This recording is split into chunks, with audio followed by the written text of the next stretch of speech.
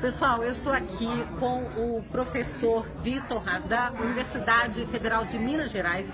Ele é médico, neurologista, e ele vai dar uma palavrinha sobre as contradições da ideologia de gênero. A ideologia de gênero é um construto teórico que não tem qualquer tipo de fundamentação científica e, além disso, as suas duas vertentes são contraditórias entre si e autocontraditórias. Então, a primeira vertente seria o feminismo de gênero, que se baseia no pressuposto de que a biologia não tem influência nenhuma na determinação do gênero da pessoa, que a identidade de gênero é um processo que é socialmente construído e é totalmente descolado de quaisquer influências biológicas, quer sejam genéticas, quer sejam hormonais. Então, por exemplo, no caso de meninos preferirem brincar com revólveres ou com bola de futebol e menina brincar de chazinho, brincar de bonequinha, o feminismo de gênero parte do pressuposto de que isso é uma influência cultural. E na verdade não é assim. A gente sabe através do estudo de primatas, né, por exemplo, que chimpanzés bebês preferem brinquedos mais compatíveis com o seu sexo, né? Então, essa posição do feminismo de gênero, ela equivale a uma espécie de determinismo absoluto, né? Quer dizer assim, na qual o indivíduo não tem, a experiência do indivíduo, a subjetividade não tem qualquer papel na construção desse processo. E ela é contraditória em relação ao transgenderismo, que eu acho que é um anglicismo, mas eu não encontro uma palavra melhor. A ideia do transgenderismo é de que pode existir uma pessoa que tem um cérebro, um sexo presa no corpo do outro, e que, portanto, essa pessoa teria o direito, como ela fica disfórica, ela se sente mal por causa dessa situação, ela teria o direito de fazer um tratamento hormonal, de fazer uma cirurgia para mudança de gênero, uma vez que mudança de sexo é uma coisa impossível, porque o sexo é definido cromossomicamente.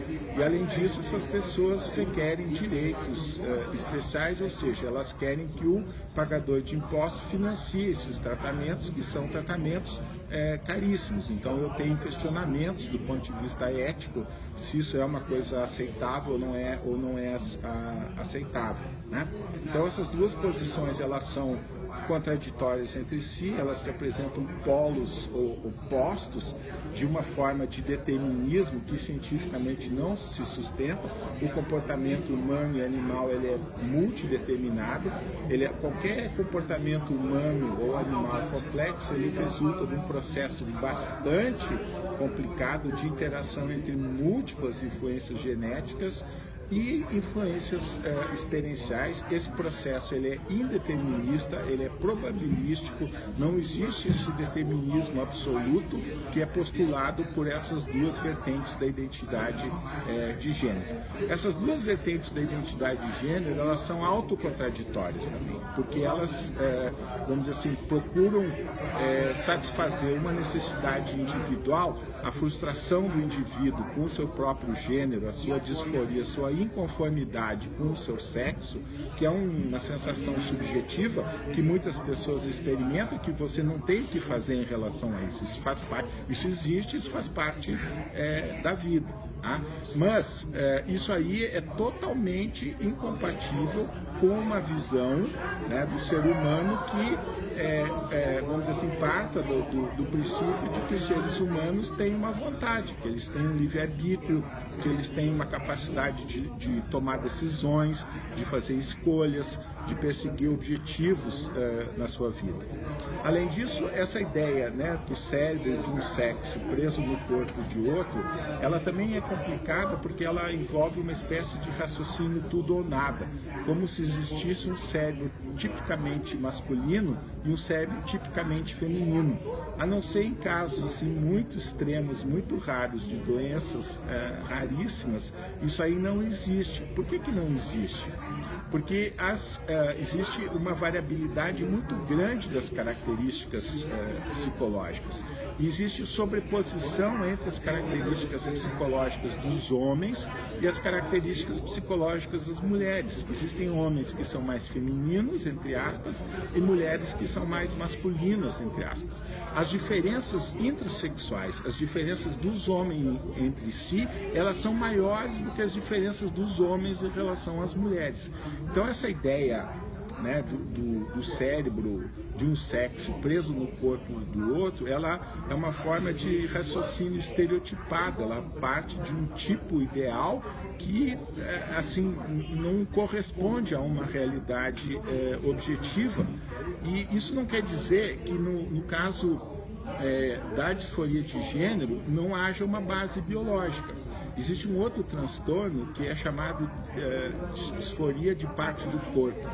Então existem pessoas, isso é uma coisa muito rara, a pessoa vai no médico e ela diz que ela está incomodada com o braço dela, que ela tem a sensação de que o braço não pertence e ela quer que o médico ampute o braço. Por causa disso o médico vai fazer essa cirurgia de amputação.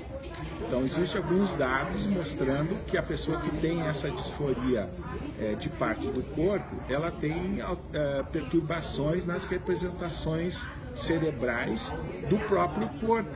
Então, tudo no comportamento tem uma base biológica, mas o fato de que alguma coisa tem uma base biológica não justifica que você faça determinado procedimento que, vamos dizer assim, é impossível. Você não pode mudar o sexo da pessoa, porque o sexo é cromossômico, a pessoa tem lá XY, ela vai continuar sendo. Você pode modificar a anatomia dela. Você pode até mutilar, tirar um órgão, mas isso não vai mudar o sexo da pessoa. O homem vai continuar sendo homem, a mulher vai E aí a continuar outra sendo questão assim, por que essas pessoas têm que ter direitos especiais? Elas são melhores do que as outras pessoas, elas são cidadãos como quaisquer outras pessoas.